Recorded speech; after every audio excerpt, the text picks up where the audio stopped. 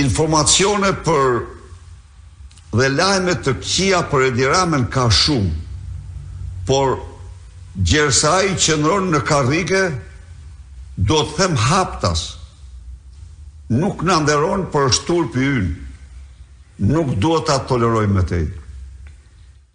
Tani ujrat janë kthjelluar.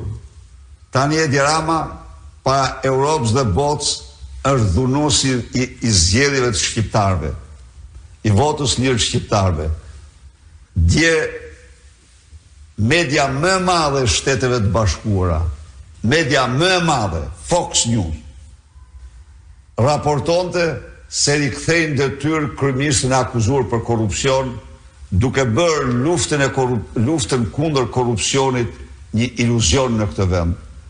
Mos harroni se 4 ditë më parë, 5 ditë më parë, përfaqësuesja e Shteteve të Bashkuara në Tiranë për të mbështetur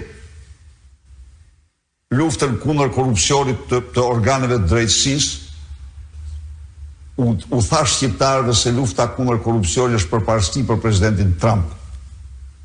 Dhe Edi Rama për të shpëtuar për lëkurën e tij nuk pyet për asgjë. Pra ne duhet t'i japim përgjigje Edi Ramës. Leon Thanasi, doktor